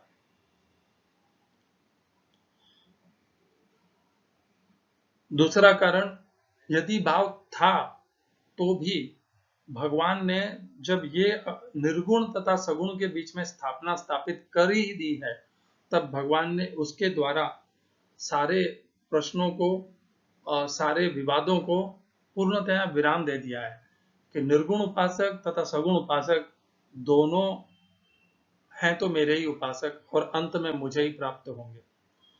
तो यदि दोनों ही उपासक भगवान श्री कृष्ण के अंश हैं, इसमें तो कोई मना नहीं कर सकता, क्योंकि समस्त प्राणी के पिता, माता, धाता, पितामह सब कुछ भगवान श्री कृष्ण है। तो उसमें तो द्वैत और अद्वैत, निर्गुण और सगुण उपासक भी आ गए। तो जब दोनों के माता, धाता, पिता, पितामह भगवान श्री कृष्ण ही हैं, तब हमें ये कहां से शोभनीय है, लगता है कि हम एक ही पिता की, एक ही पितामह की संतान होने के पश्चात भी इस तरह वाद विवाद करें, एक दूसरे के प्रति निंदा करें, तो फिर हमारे में और दुर्योधन और पांडवों में क्या अंतर रह जाएगा। धृतराष्ट्र और भरतवंश में भी तो यही हो रहा था कि दो पृथक पृथक जड़ें बन गई थी, शाखाएं बन गई थी और दोनों एक दूसरे से विवाद कर रही थी, और कैसा पूरा विनाश, पूरा वंश विध्वंस हो गया। तो यदि हम अपने अध्यात्म को, उसका संरक्षण करना चाहते हैं, अपने अध्यात्म का, भगवान श्री कृष्ण का पूजा अर्चना करना चाहते हैं, उनका, तो हमें यह शोभा नहीं देता कि हम निर्गुण सगुण का विवाद करते रहें, हम द्वैत अद्वैत का विवाद करते रहें। एक भक्त के लिए यह निंदनीय कर्म है कि वह उसी आसुरी संपदा का यहाँ प्रस्तुति करे, आचरण करे, जिसका वर्णन भगवान ने 16वें अध्याय में किया ही है। हम सभी भगवत गीता के अध्ययन करने वाले जानते हैं कि भगवान ने दो प्रकार के गुणों का वर्णन भगवत गीता के 16वें अध्याय में किया है। एक आसुरी वर्णन है और एक दैवीय गुण का वर्णन है। आसुरी वर्णन या उसका स्वभाव क्या है? दूसरों के प्रति द्वेष रखना। वो भगवान को नहीं मानते हैं, वो तो एक अलग वस्तु है, परंतु और भी उनके कुछ लक्षण हैं आसुरी स्वभाव के। वे द्वेष रखते हैं दूसरे के प्रति।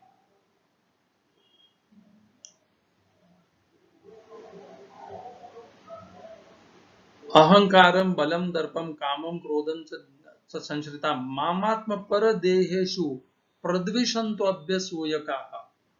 यह 16वें अध्याय का श्लोक है।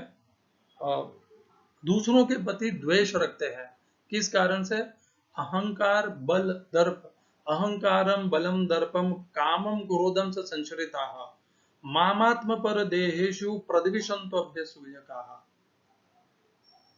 भगवान को वो भक्त पसंद नहीं है जो दूसरों के प्रति द्वेष रखते हैं, केवल कितने एक किंचित मात्र कारण से कि वे निर्गुण अव्यक्त ब्रह्म के उपासक हैं। मुझे वो कोई निंदनीय कर्म नहीं लगता है। कम से कम वो भगवान की उपासक तो है, वो उन असुरों से तो लाख गुना अच्छे हैं जो भगवान की उपासना ही नहीं करते, भक्ति ही नहीं करते। तो जो भगवान की उपासना कर रहे हैं, भक्ति कर रहे हैं, केवल उनका भाव मेरे से पृथक है और उनका मार्ग मेरे से थोड़ा पृथक है। वो मेरे तरह से सगुण साकार रूप में भगवान की उपासना नहीं करते। तो केवल इतने से अंतर के लिए मैं अव्यक्त निर्गुण ब्रह्म को उपासना करने वालों की निंदा कभी नहीं करूंगा। यह मेरा आजीवन व्रत है। उनकी निंदा करके मैं भगवान का दोषी नहीं बनूंगा। जब भगवान उनका तिरस्कार नहीं करते, भगवान नहीं कहते कि वो निंदनीय है, वह मार्ग गलत है, तो मैं क्यों उन्हें गलत ठहराऊं? मुझे कहां से यह अधिकार प्राप्त होगा कि मैं उन्हें गलत ठहराऊं? हाँ, मैं यह जरूर कहूंगा सभी को, इसीलिए मैं बारंबार कहता था जब हमने भगवत गीता 2020 इसकी चर्चा प्रारंभ की, तब से मैं कह रहा हूं कि मनुष्य के लिए सबसे सरल स्पष्ट मार्ग है सगुण साकार भगवान श्री कृष्ण की उपासना। यह मैंने नहीं कहा, हमने यह अध्ययन किया अभी कि 12वें अध्याय के दूसरे श्लोक में स्वयं भगवान कहते हैं कि सगुण साकार रूप में जो मेरी उपासना करते हैं वे श्रेष्ठ मार्ग में हैं, वह श्रेष्ठ है तरीका। मैं केवल इस भाव से, क्योंकि वह मार्ग सही है, वह स्वयं भगवान ने ठहराया है कि यह श्रेष्ठ है, इसीलिए सबसे विनंती पूर्वक कहूंगा कि सगुण साकार रूप में भगवान की उपासना कीजिए, भक्ति कीजिए, भगवान को नमस्कार कीजिए और उनको उसी रूप में स्वीकार करिए। यह भाव रखते हुए भी जब भगवान ने निर्गुण अव्यक्त ब्रह्म के उपासकों की निंदा नहीं की है, तो मैं भी निश्चित निर्गुण अव्यक्त ब्रह्म के उपासकों की निंदा कभी नहीं करूंगा। यह मेरा वचन है। कुछ शास्त्रों में निर्गुण ब्रह्म अव्यक्त के लिए निंदनीय शब्द लिखे गए हैं। निंदनीय या कह लें कि उन्हें श्रेष्ठ नहीं माना गया है।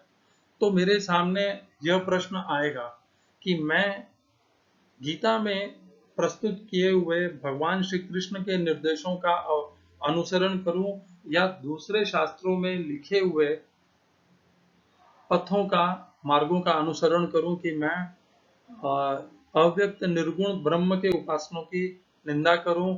वे कृष्ण के दोषी हैं, वे कृष्ण के अपराधी हैं, यह मान करके उनकी भर्त्सना करूं, उनकी निंदा करूं, तिरस्कार करूं।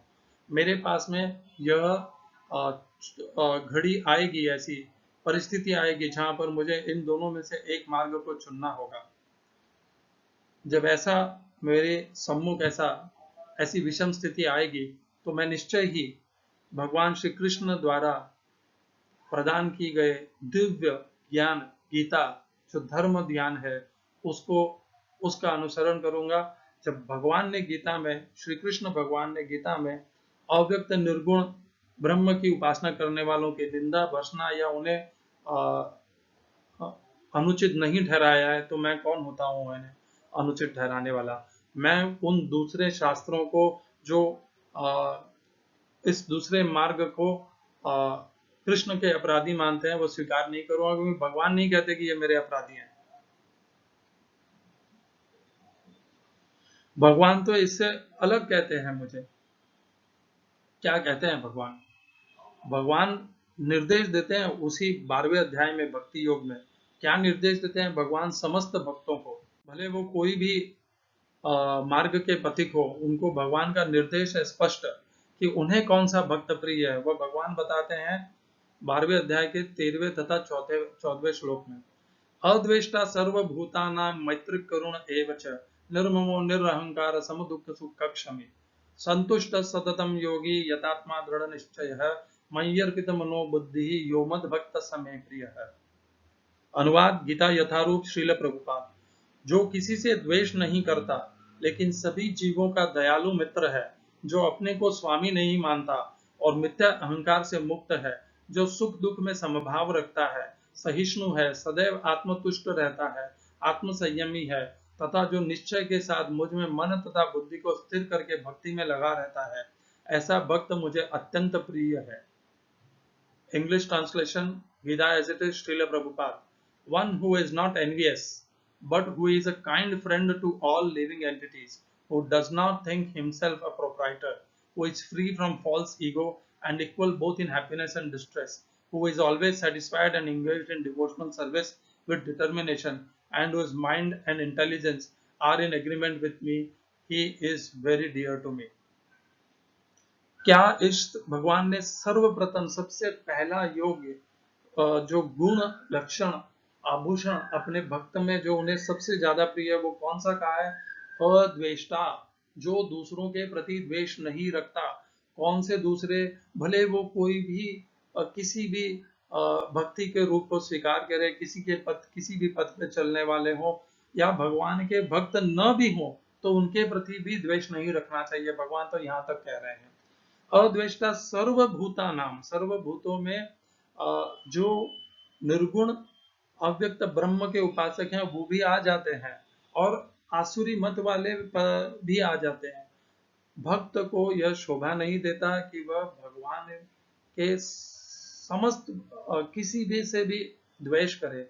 इसी का उदाहरण भगवान इसी बात को पुनः भगवान 16 अध्याय में कहते हैं, जो हमने श्लोक अभी चर्चा की थी।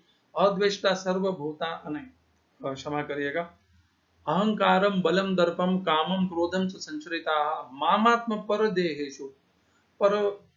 परदेहेषु।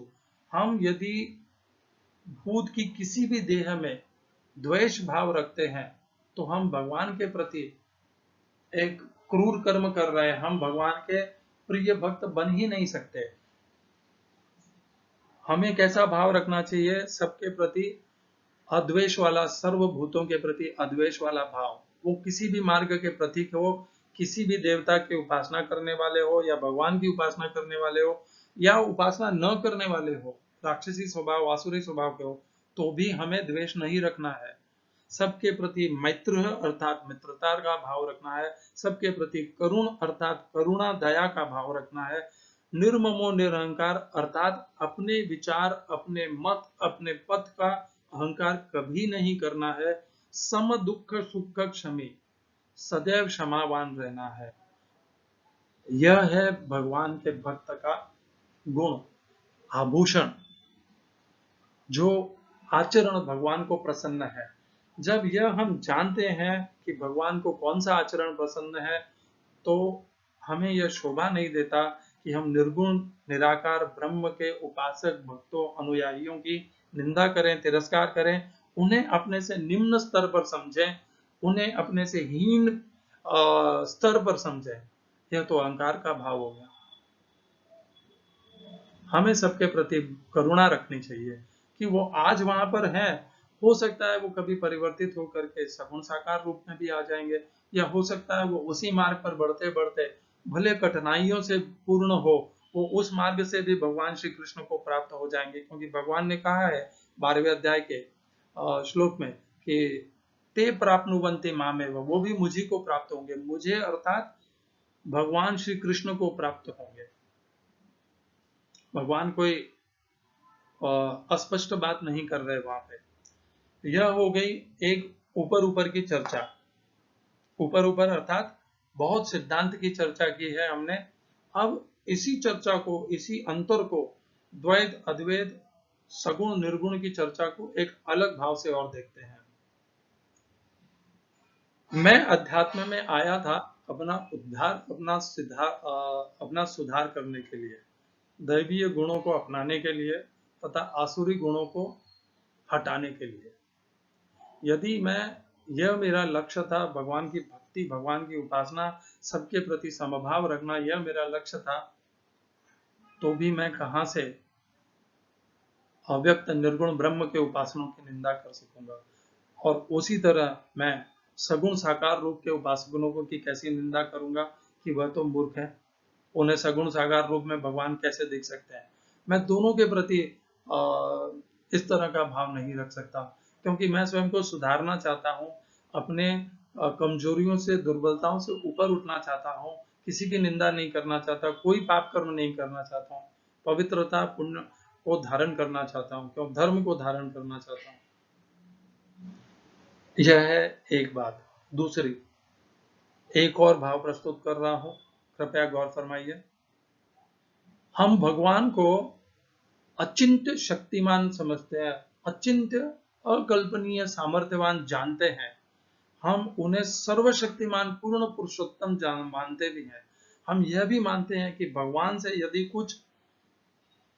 यदि किसी की उत्पत्ति भी कर देते हैं, कुछ दे भी देते हैं, तो भी वो पूर्ण ही रहते हैं। ओम पूर्णमुदः पूर्णमिदं पूर्णात् पूर्णमुदच्यते पूर्णस्य पूर्णमादाय पूर्णमेवावशिष्यते, अर्थात वह सदैव पूर्ण ही रहते हैं।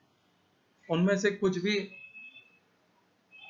अलग भी हो जाएगा, पृथक भी हो जाएगा, तब भी वह पूर्ण ही रहेंगे, और उनमें कोई कुछ समावेश भी हो जाएगा, तब भी वह पूर्ण ही रहेंगे। दोनों ही हाल में वो पूर्ण ही रहेंगे। जब हम भगवान के इस रूप को जानते हैं कि वो सदैव पूर्ण रहेंगे, तो द्वैत अद्वैतवाद वहीं पे खत्म हो जाता है, पूर्णतया शून्य हो जाता है।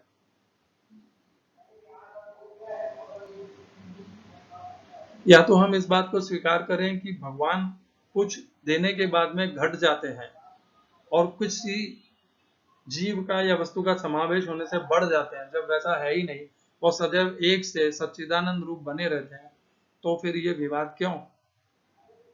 एक और भाव प्रस्तुत करता हूं। हमने शास्त्रों में अनेकों बार अनुभव किया है कि जब साधक भक्त भक्ति करता है, तब अचानक भगवान कहां से प्रकट होकर के प्रस्तुत हो जाते हैं उसके समक्ष, और जो भगवान प्रकट होते हैं वो अचानक पुनः अप्रकट हो जाते हैं, अदृश्य हो जाते हैं। तो इससे मैं क्या समझता हूं कि यह भगवान अचिंत्य अकल्पनीय सर्वशक्तिमान है। ये कभी भी निर्गुण से सगुण बन सकते हैं, या कभी भी सगुण से निर्गुण बन सकते हैं। यह हमारी मनुष्य बुद्धि है कि हम समझते हैं कि भगवान केवल सगुण ही रह सकते हैं, या भगवान केवल निर्गुण ही रह सकते हैं। यदि आप उन भगवान को जानते ही नहीं, तो उनके प्रति इतना कम शक्तिमान वाला भाव रखते ही क्यों है। मैं तो यह मानता हूं कि मैं उन भगवान को जानता ही नहीं हूं, उनकी शक्तियों को पहचानना देवता महर्षि गणों के लिए भी संभव नहीं है, तो हम तो हैं ही क्या। वह भगवान सगुण से निर्गुण, निर्गुण से सगुण चुटकी बजाते ही हो सकते हैं, और होते भी हैं। अदृश्य से प्रकट होते हैं, प्रकट से पुनः अदृश्य हो जाते हैं। उनके लिए कोई भी कुछ भी करना असंभव है ही नहीं। या तो हम यह मान लें कि भगवान के लिए असंभव है कि भगवान सगुण से निर्गुण नहीं हो सकते और निर्गुण से सगुण नहीं हो सकते। यदि यह हम मानने को तैयार नहीं है कि भगवान निर्गुण से सगुण नहीं हो सकते, तो फिर भेद अंतर क्यों, एक दूसरे के प्रति निंदा तिरस्कार विवाद क्यों। यदि कोई निर्गुण के प्रतीक हैं, तो भी वह उसी भगवान की उपासक हैं, भक्त हैं, और कोई अगर सगुण के उपासक हैं, तो भी वह उसी भगवान के हैं, क्योंकि भगवान निर्गुण और सगुण कभी भी हो सकते हैं, कभी भी परिवर्तन कर सकते हैं अपने आप को। भगवान तो अनेकों रूप, अनेकों प्रकार धारण कर सकते हैं। उनकी शक्तियां, सामर्थ्य विलक्षण है, हमारी कल्पना के बाहर है। इस रूप में भी इस भाव को समझना चाहिए कि वो भगवान सर्वशक्तिमान है, वो कभी भी निर्गुण सगुण दोनों हो सकते हैं, पहले कभी भी परिवर्तित हो सकते हैं। एक और भाव प्रस्तुत करता हूं। यह जो हमने विवाद अपने मन में बना रखा है, भगवान ने गीता में कहीं ऐसा भाव नहीं रखा है कि निर्गुण और अव्यक्त ब्रह्म के उपासक निम्न स्तर के हैं, हीन स्तर के हैं। यह जो भाव है मनुष्यता में कि हम अपने आप के पथ को, अपने मार्ग को सदैव श्रेष्ठ समझते हैं तथा दूसरों को, ये तो एक भौतिक तरह की आचरण हो गया। हम भौतिक जीवन में यही तो करते हैं, मैं उससे श्रेष्ठ हूँ, मैं उससे ज्यादा ज्ञानवान हूँ, मैं उससे ज्यादा समझदार हूँ, देखो वो कैसा आचरण करता है, मैं तो अच्छा आचरण करता हूँ, वो बहुत घटिया आचरण करता है। ये सब आचरण और ये निंदनीय कर्म तो हम भौतिक जीवन में भी करते हैं। अध्यात्म क्या है? क्या अध्यात्म में हम उसी तरह के जीवन का प्रस्तुति करेंगे जो हमारा भौतिक जीवन है? नहीं। मैं अब एक और उदाहरण आपके सम्मुख प्रस्तुत कर रहा हूँ, गांधी जी का उदाहरण प्रस्तुत कर रहा हूँ। गांधी जी वैसे तो निर्विशेष अव्यक्त को मानते थे। गांधी जी ज्यादा अर्चा विग्रह पूजा अर्चना में स्वयं को नहीं ढालते थे। तो क्या उनकी भक्ति कम थी, उपासना कम थी? गांधी जी राम के उपासक थे, राम भक्त थे। वो कृष्ण से ज्यादा राम के अनुयायी थे। तो राम अनुयायी भी क्या निर्गुण निराकार ब्रह्म के उपासक हो सकते हैं? नहीं। गांधी जी में दोनों एक ही साथ उपस्थित थे। वो राम भक्त थे भी थे और वो निर्गुण निर्विशेष ब्रह्म के भी उपासक थे। वो अर्चा विग्रह में अपना समस्त जीवन नहीं लगाए रखते थे। उनमें दोनों भावनाएं एक साथ में उपस्थित थी। वो किसी की भी निंदा नहीं करते थे, दोनों ही पथों को आचरण करते थे और कभी उनके किसी भी भाष्य में एक पथ की श्रेष्ठता तथा दूसरे पथ की निंदा यह कभी नहीं आया है। गांधी जी के अंतिम शब्द हे राम, अर्थात वे राम भक्त थे, वे सगुण राम के उपासक थे। तो क्या वे निर्गुण के प्रति निंदा करते थे? कभी नहीं, ऐसा कभी नहीं हुआ। वे निर्गुण का तो आचरण करते थे, क्योंकि निर्गुण कर्मयोगी ज्यादा होते हैं। निर्गुण सर्वत्र गम चिंतन च, वो सर्वभूत हिते रता। गांधी जी समस्त मनुष्यों के हित के लिए अपना जीवन लगा दिए। सर्वभूत हिरेता, जो निर्गुण उपासक की जो आचरण होता है वो गांधी जी ने स्वयं अपने कर्मयोग में जिया है। तो कहने का भाव यह है, यह इन दोनों के बीच का भी एक मार्ग है जो न निंदा से भरा हुआ है, न तिरस्कार से भरा हुआ है, जिसमें केवल प्रेम है, आदर है, सम्मान है, सबके प्रति समभाव है, दोनों पथों के प्रति समभाव है, जो दोनों को अपने अंदर समावेश कर लेता है, किसी से पृथक नहीं होता, किसी को निंदनीय नहीं समझता। मुझे वो मार्ग ज्यादा आकर्षित करता है, क्योंकि उसमें मैं धर्म से नहीं गिरता, मैं किसी की निंदा नहीं करता, मैं किसी से द्वेष नहीं करता। द्वेष मुझे अतिशय निंदनीय घृणित कर्म लगता है। अद्वेष्टा सर्वभूतानाम, ये मेरा सबसे प्रथम आभूषण है जिसे मैं पाना चाहता हूँ, और मैं जानता हूँ कि भगवान को यह सबसे सर्वाधिक प्रिय आभूषण है भगवान का, अद्वेष्टा सर्वभूतानाम, निर्ममो निरहंकार। आप सबसे प्रार्थना है, इसके ऊपर अच्छे से गहन विचार कीजिए। मैं इसका सारांश आपके सम्मुख पुनः प्रस्तुत कर रहा हूँ। आज हमने दूसरे अध्याय के 12वें तथा 13वें श्लोक का चर्चा की। उस चर्चा के दौरान हमने ये पाया कि भगवान उसमें कह रहे हैं कि देह को त्यागने के बाद भी शोक की आवश्यकता नहीं है, क्योंकि जीवात्मा सदैव उसी रहता है, उसका कभी नाश नहीं होता तथा वह दूसरे शरीर को प्राप्त करता है। अतः अर्जुन को शोक करने का कारण नहीं है। वहां से हमने जाना कि ये दोनों श्लोक को आधार लेकर के सगुण, निर्गुण, द्वैत, अद्वैत, ये दो पथों को प्रमाणित करने का अलग अलग भाव और तात्पर्यों से प्रस्तुति होती है। हमने देखा कि 12वें अध्याय में अर्जुन भगवान श्री कृष्ण से प्रश्न पूछते हैं कि जो आपको सगुण रूप में आपकी भक्ति करते हैं तथा जो निर्गुण अव्यक्त ब्रह्म की उपासना करते हैं, उन दोनों में से कौन सा श्रेष्ठ है? भगवान सगुण साकार रूप में उनके उपासकों की श्रेष्ठ बताते हैं, परंतु भगवान ये नहीं कहते कि जो निर्गुण अव्यक्त ब्रह्म के उपासक हैं वे निम्न स्तर पर हैं, वे हीन स्तर पर हैं, या वो गलत पथ पर हैं, ऐसा भी नहीं कहते। भगवान तो यहां तक भी कहते हैं कि जो निर्गुण अव्यक्त के उपासक हैं वो भी अंततो गत्वा भगवान श्री कृष्ण को ही प्राप्त होते हैं। भगवान कारण केवल इतना बताते हैं कि उपासना भगवान सगुण साकार रूप में इसलिए श्रेष्ठ मानते हैं क्योंकि हम सब भक्तगण देहधारी हैं, हमें मनुष्य की देह प्राप्त है, और चूंकि हम देह में हैं, हमारी मन बुद्धि इंद्रियां देह के शीघ्रता से स्वीकार कर पाती है। इसी कारण से हमें भगवान को स्वरूप में साकार में उनकी भक्ति उपासना करनी चाहिए, क्योंकि हम देह में देखते हुए भगवान की सगुण साकार रूप में उपासना शीघ्रता से कर पाएंगे और सरलता से कर पाएंगे। हमारे मन बुद्धि इंद्रियों को वो शीघ्रता से ग्रहण होगी, और ग्रहण होने से हमारा मन बुद्धि प्रेम हमारी आसक्ति सगुण रूप में भगवान के बहुत शीघ्रता से स्थिर हो जाएगी। और हमने अंत में देखा कि भगवान का भक्त भले वह किसी भी मार्ग का हो, निर्गुण का हो या सगुण का हो, दूसरे मार्ग की निंदा नहीं करनी चाहिए, द्वेष नहीं करना चाहिए, तिरस्कार नहीं करना चाहिए, दूसरों को हीन नहीं मानना चाहिए।